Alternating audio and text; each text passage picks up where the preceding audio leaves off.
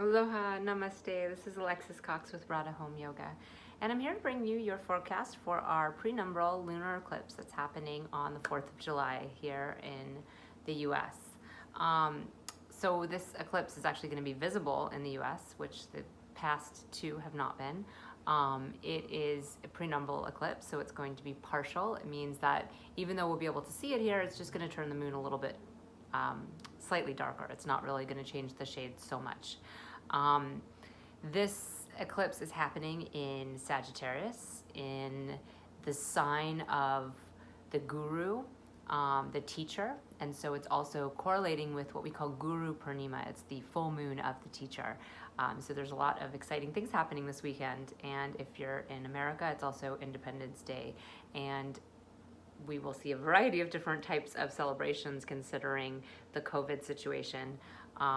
Lots of places have fireworks canceled and beaches closed and all kinds of things like this. So we might have a little bit of a different 4th of July than we might be used to. So our exact time of the full moon, when the moon and sun are going to be across from each other, is at 9:44 p.m. Pacific Standard Time. The eclipse is going to range from 8:07 p.m. to 10:52 p.m. Again, this is all Pacific Standard Time on July 4th. So it'll be July 5th on the East Coast of the United States and in other parts of the world. So we're going to have the max point at 9:29 of the eclipse. So that would be the time it would be the most visible, and that's also the time when we're leading into the full point of the moon, and it's also the time, incidentally, where it's like really dark, and most of the fireworks shows will probably start around 9 o'clock because sundown starts around 8, 8:15, something like that. It's not usually completely fully dark until just before 9. So it should be a show indeed.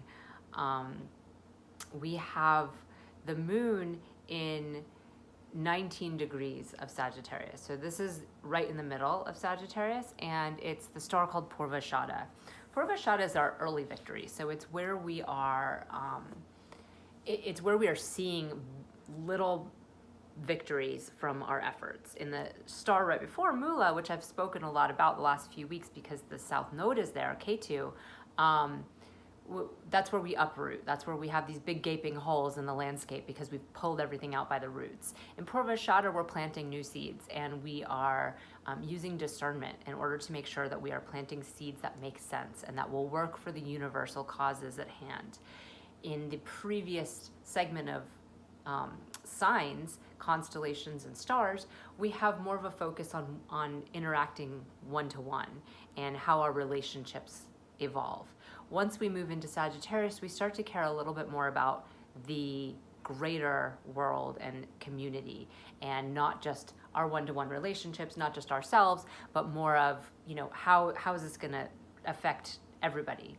And that's the seeds we're planting.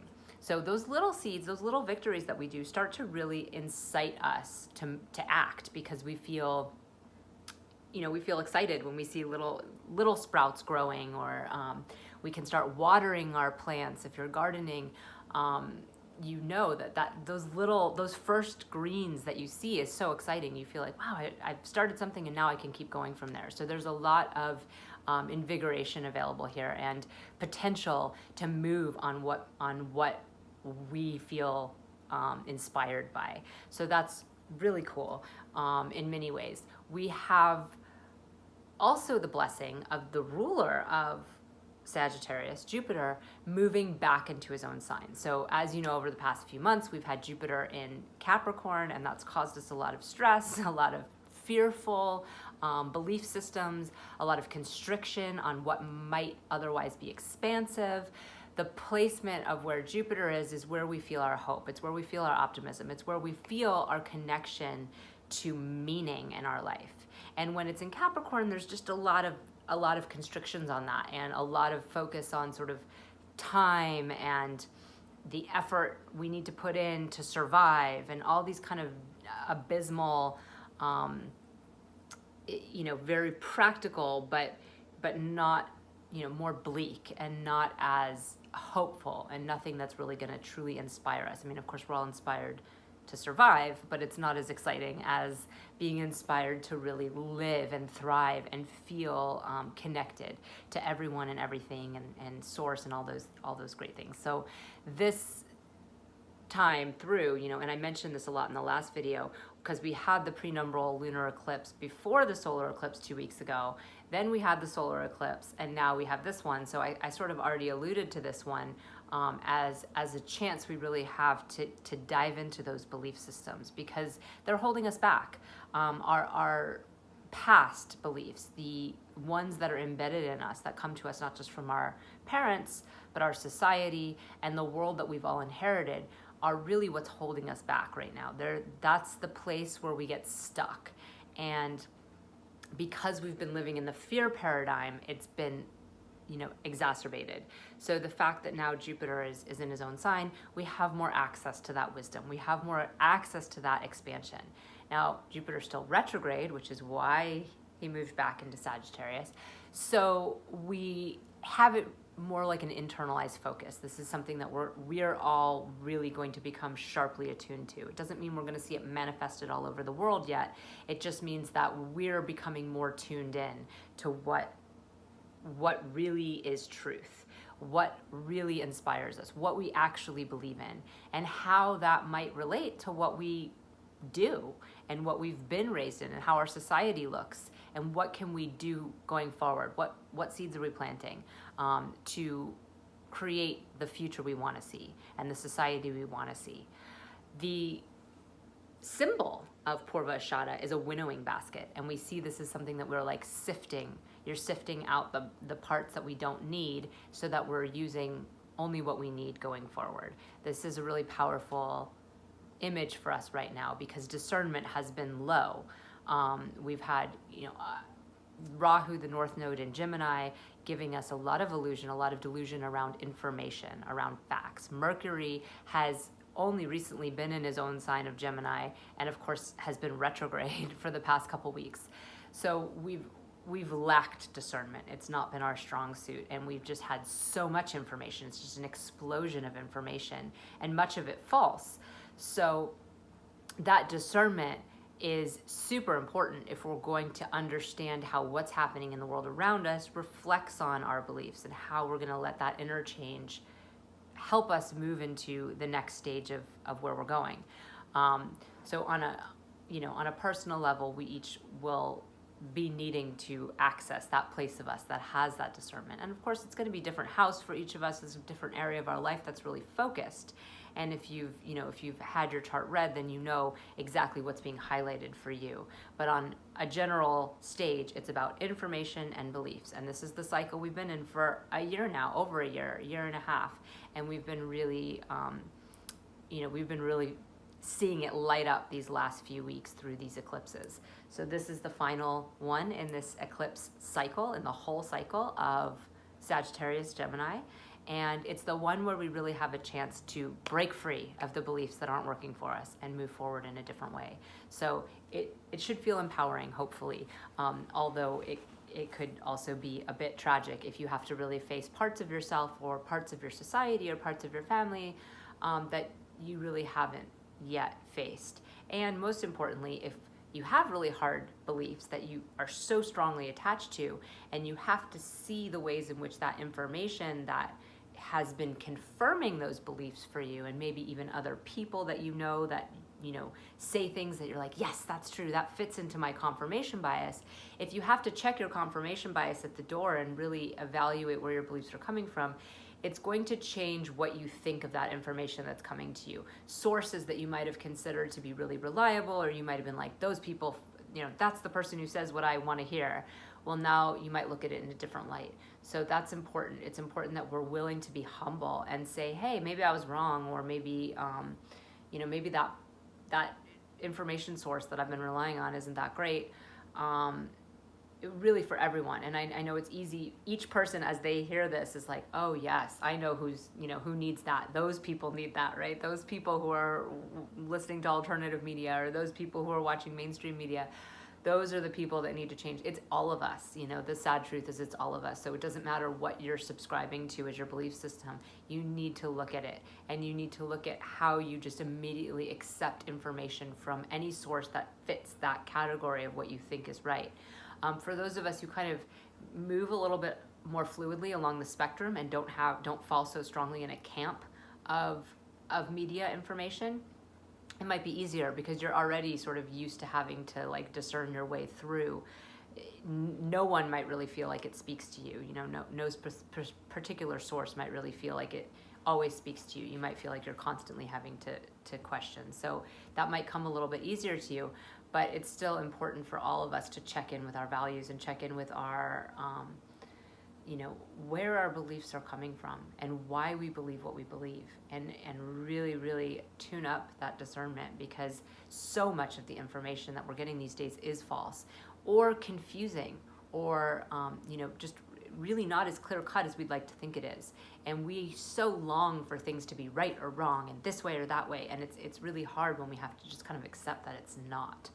But that's a place that we're at right now. And if we can accept that, and if we can move forward with real light, really understanding what times we're in and how we need to have our own discernment, then we can plant great seeds for the future. We do have a chance collectively and individually.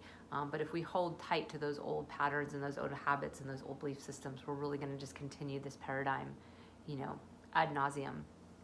So we have Jupiter joining the moon and Ketu here in our house of Sagittarius, and Guru Purnima, the full moon that happens whenever the moon is in Sagittarius, doesn't always have Jupiter there, right? Jupiter moves signs once a year, so it's a blessing, and it's especially a blessing right now because, like I said, we just got Jupiter back in his own sign. He was in Capricorn all this time where he's debilitated. So it really is a time for, meditation and prayer. It's a time to tune into teachers and teachings that you really resonate with. It's a time to access those parts of ourselves. Eclipses are wonderful times to really get downloads of information, especially a South Node eclipse on the moon can really bring past information into your mind, into your psyche. And having the ruler there is also an extra blessing, and having a retrograde is maybe not as great for manifestation, but it does really tune us in to that part of ourself. So if obviously it's a holiday here in the United States, and it's a holiday people are probably looking forward to gather with friends and family, maybe see fireworks. But like I said, a lot of fireworks are closing down. A lot of gatherings are being shut down. Restaurants are not being allowed to serve people inside in a lot of locations here in California. And Los Angeles County and Ventura County have closed down their beaches. So there's a lot of different gatherings that won't be happening. And if everyone flocks to the few that are happening, those of course will be super crowded as well. So it's an opportunity maybe to celebrate a little bit differently than you have in the past, maybe celebrate in a more cosmic way and a less party way. Of course, I know that will fall on deaf ears for most people, but whatever you do have planned, you can always take quiet moments within yourself, whatever it is you happen to be doing. You can take a moment and be in the nature, in the stars, in the moment, and reflect on what we've been through and where we're going and where you have been and where you're going and what really you hold dear to you that transforms you to move forward, that inspires you to move forward. We do have Venus, the planet of our happiness, our desires, our fun, our relationships, had finally in forward motion. So we are now moving forward there with her still in her own sign of Taurus. So our capacity to relate to others is improved. We have maybe desire to be connected to other people romantically and otherwise. We might want to really do things that we enjoy, that we find pleasure in, and that's another opportunity for this weekend to do something that feels really good to you, that feels enjoyable, whether it is literally gardening, planting seeds, or hopefully reaping some of what you planted months ago, or if it's, art or creativity in some way like that, it can be a wonderful time for connecting with yourself or with your partner. Not just over this weekend, but over the next couple months, because we have Venus in our own sign for a while longer over the summer here. Mercury is still retrograde right now, but Mercury is going to be moving direct July 12th. So we only have a little bit more time where we have to kind of deal with this communication breakdown and these different, sources of communication, like our phone, our computer, and all these things malfunctioning on us. But hopefully you've been using this time as an opportunity to really listen. First of all, when we have communication breakdown, it's an opportunity to stop and listen.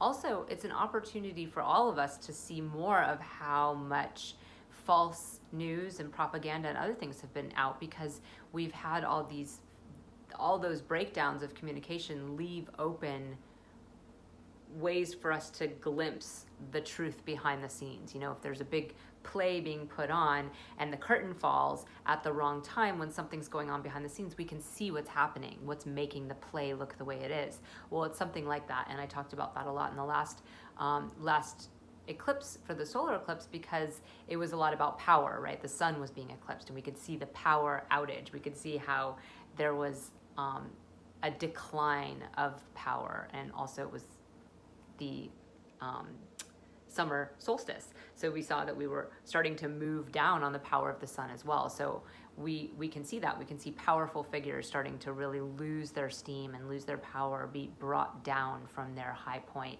And there's more of that to come.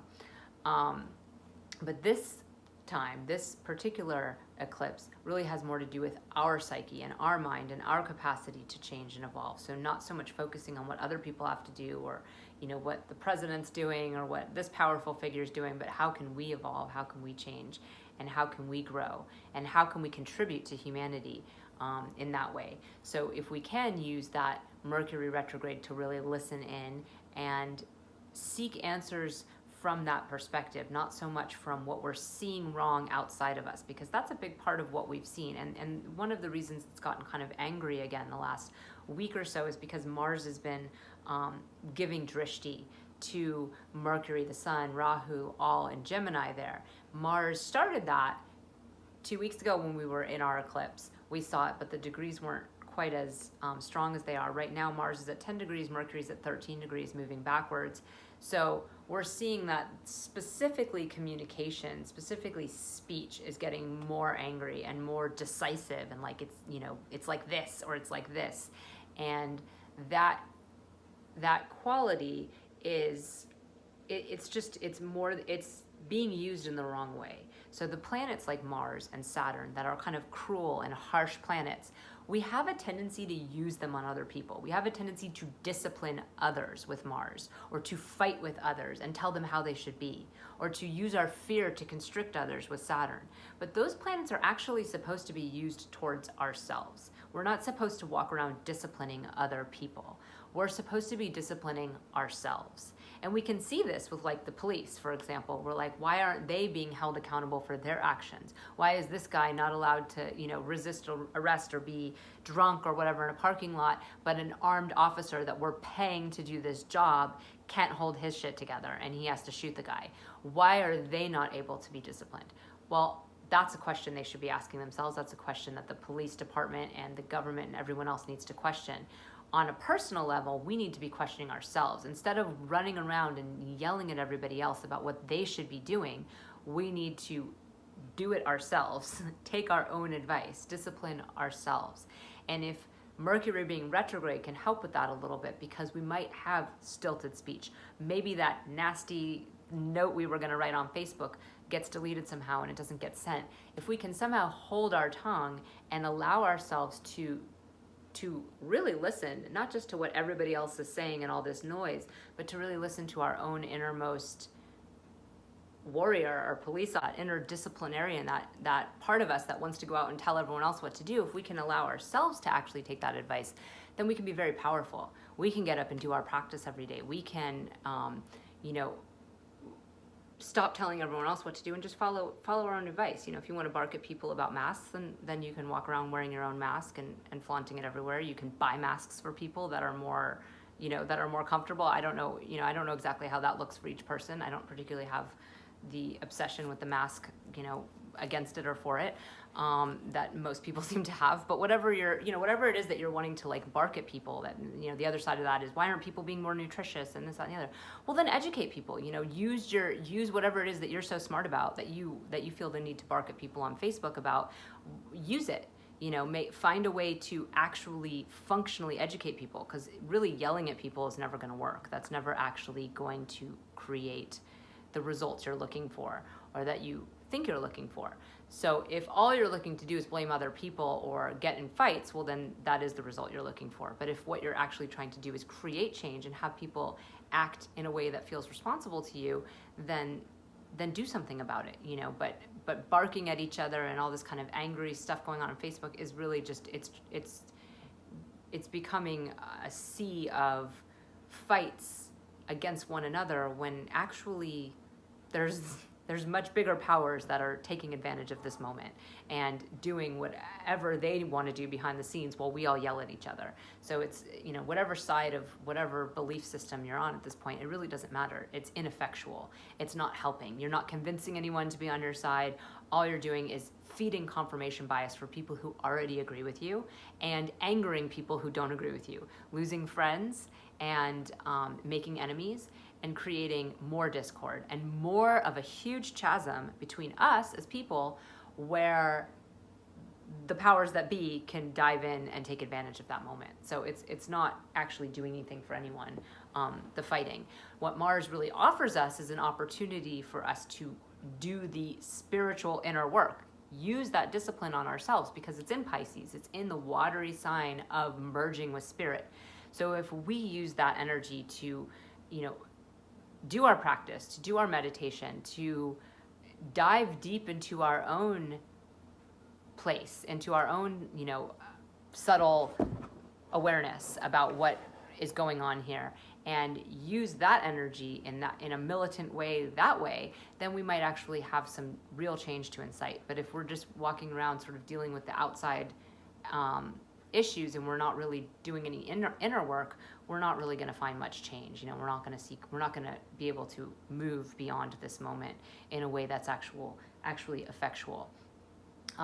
So that's something to realize right now as well. We still have Saturn retrograde in his own sign of Capricorn. We still have a lot of retrograde energy with Mercury, Jupiter, and Saturn. And Jupiter and Saturn will be retrograde for quite some time.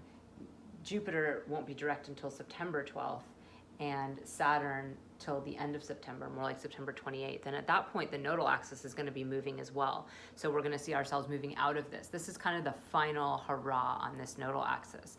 And it's our chance to learn this lesson. The nodal axes are here in a way where we are, in our natal chart, wherever your nodal axis is, that's a deep karmic lesson you need to learn in this life.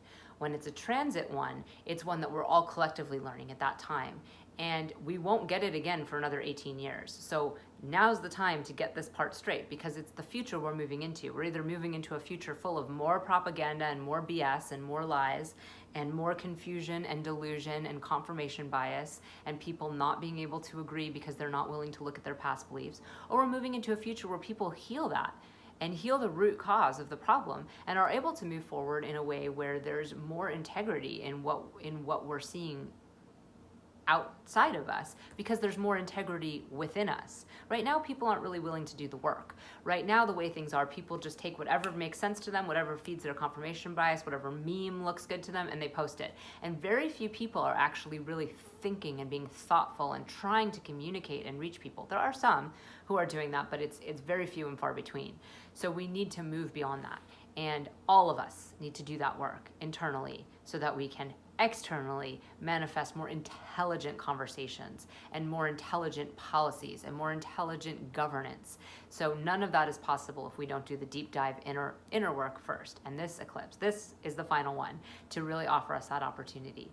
And nothing's going to change on the front end. Nothing's going to change in the communication end and the Gemini end if we don't fix the Sagittarius end, if we don't fix where the beliefs are coming from to begin with, if we don't find the root cause. So that's where we're at. And I hope that this eclipse is an opportunity for you personally to really move beyond that, and also for all of us collectively. If you feel like you want to dive deep into where this is in your chart and you want to know a little bit more, please reach out. We can schedule a reading for you, and we have a couple different options on how I do that, so you can contact me on my website and we can do that.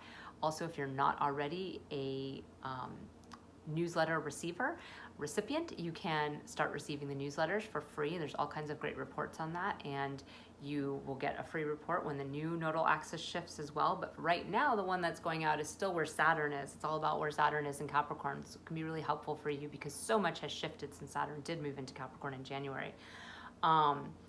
And you'll continue to get these great forecasts. So I hope you're having a wonderful day, and I hope that your weekend is blessed and full of pranams from Guru, from whatever teachings you feel connected to, whatever teachers you feel connected to, however you've been able to access your wisdom, and I hope it continues to expand internally and externally.